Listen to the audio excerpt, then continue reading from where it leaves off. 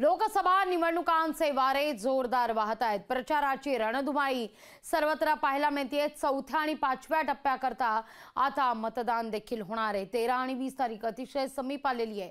पण या सगळ्या परिस्थितीत मात्र प्रचारात राजकारणाची पातळी आणि आरोप प्रत्यारोपांची पातळी घसरली आहे की काय, या शंकेला पुरेसा वाव आहे। आणि हीच आज आपली स्टोरी ऑफ द डे आहे।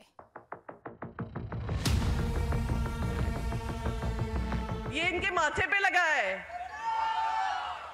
श्रीकांत शिंदे के माथे पे लिखा है मेरा बाप गद्दार है। खासदारकीची टर्म संपत आल्यानंतर आपली जी तडफड चाललेली आहे ही आपल्या वक्तव्यातून दिसते आहे।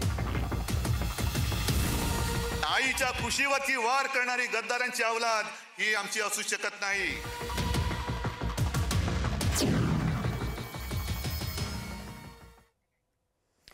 लोकसभा निवडणुकीचा प्रचार आता शिवराळ पातळीवर येऊन पोहोचलाय।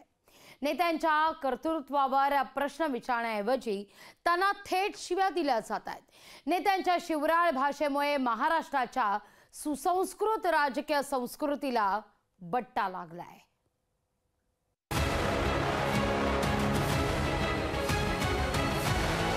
श्रीकांत शिंदे के माथे पे लिखा है मेरा बाप गद्दार है। श्रीकांत शिंदे के माथे पे लिखा है मेरा बाप गद्दार है। लोकसभा निवडणुकीच्या प्रचाराची पातळी किती घसरली आहे हे सांगण्यासाठी प्रियंका चतुर्वेदींचं हे वाक्य पुरेसं आहे। लोकसभा निवडणुकीच्या प्रचारात नेते एकमेकांवर पातळी सोडून टीका करू लागले। शिवसेना उद्धव बाळासाहेब ठाकरे पक्षाच्या खासदार प्रियंका चतुर्वेदींनी नवी मुंबईतल्या सभेत मुख्यमंत्री एकनाथ शिंदेंवर पातळी सोडून टीका केली। एकनाथ शिंदेंचा एकेरी उल्लेख करत त्यांनी श्रीकांत शिंदेंवर ही पातळी सोडून शेरेबाजी केली। एकनाथ शिंदे कौन आहे तू?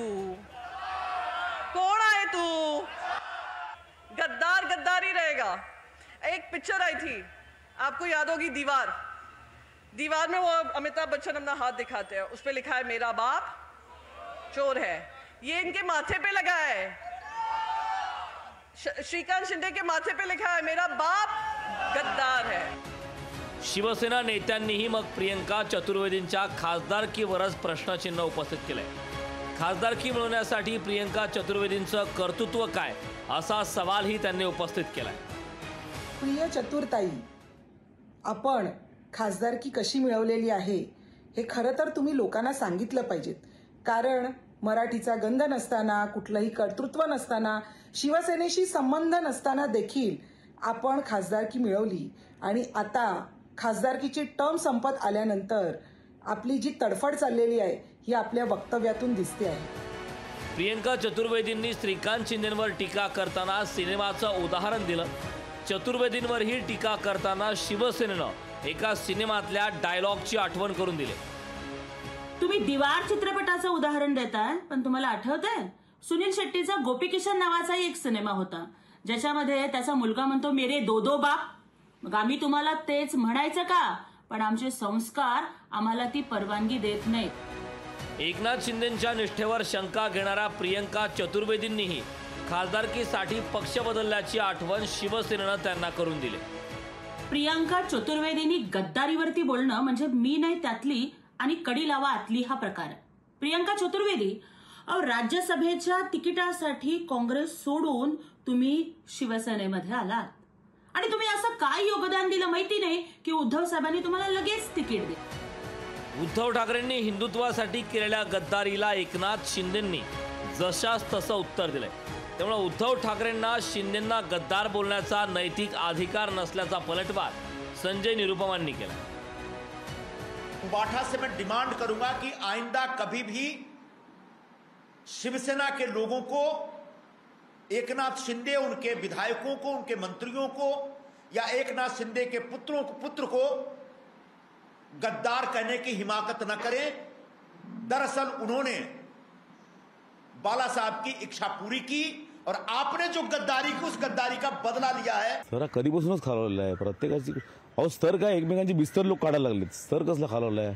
शिवाय देता, यांनी काढले की तो सांगणार, त्यांनी काढले की हा काढणार, कोणाला याला झाकावून त्याला काढावा अशी परिस्थिती आहे। प्रियंका चतुर्वेदी बोलल्या त्या काय, त्यांच्याकडून काय फार वेगळी काय अपेक्षा नाहीये आणि समोरच्या त्यांच्याकडून फार वेगळी अपेक्षा नाहीये।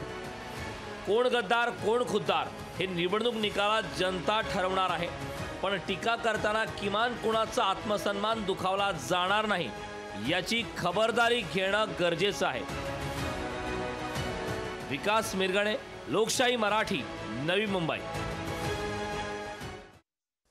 भाजप नेत्या नवनीत राणांनी एमआयएमचे नेते अकबरुद्दीन ओवैसी आणि असुद्दीन ओवैसींना आव्हान दिलंय. अकबरुद्दीन ओवैसींनी 15 मिनिटांची धमकी दिलेली होती. राणांनी तर त्यावर कडीच केली आहे. नवनीत राणांना फक्त 15 सेकंदासाठी पोलिसांना हटवण्याचं आता आव्हान देण्यात आलंय. पाहूया आव्हान प्रति आव्हानाची ही लढाई.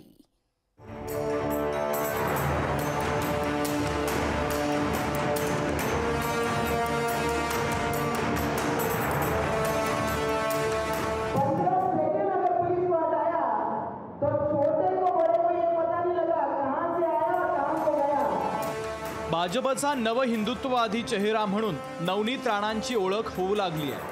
भाजपमध्ये नव्या आलेल्या नवनीत राणांनी एमआयएमचे खासदार असदुद्दीन ओवैसींनाच आव्हान देण्याची भाषा सुरू केली आहे. अकबरुद्दीन ओवैसी यांनी काही वर्षांपूर्वी हिंदूंच्या बाबत वादग्रस्त वक्तव्य केलं होतं. 15 मिनिटं पोलीस हटाव काय करून दाखवतो अशी धमकीच ओवैसींनी दिली होती. हिंदुस्तान हम 25 करोड़ है ना, तुम 100 करोड़ है ना, ठीक है, तुम तो हमारे से इतने ज्यादा है. 15 मिनट के लिए पुलिस को हटा लो, बता देंगे किसमें हिम्मत है, कौन ताकत है. हैदराबादमध्ये प्रचारासाठी गेलेल्या नवनीत राणांना ओवैसींच्या त्या वक्तव्याचा संदर्भ देत फक्त 15 सेकंद द्या, कुठून आला कुठं गेला हे कळणार नाही असं वक्तव्य करून ओवैसींनाच आव्हान दिलंय.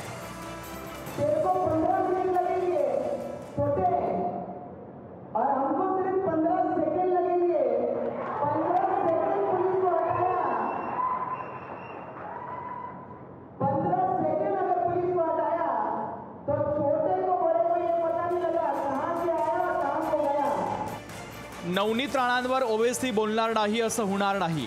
असदुद्दीन ओवैसींनी नवनीत राणांना 15 सेकंद नाही 1 तास देतो, काय करायचंय ते करून दाखवा असं प्रति आव्हान दिलंय.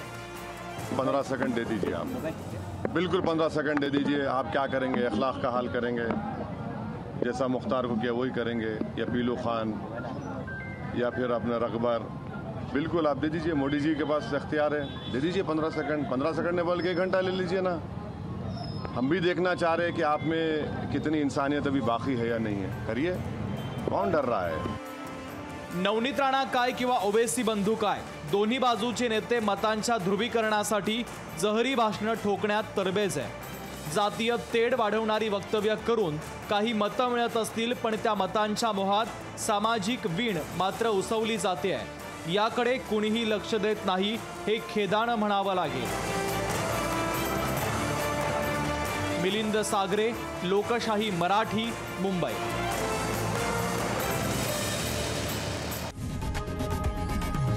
लोकशाही मराठी ऐका, पहा, जागरूक रहा.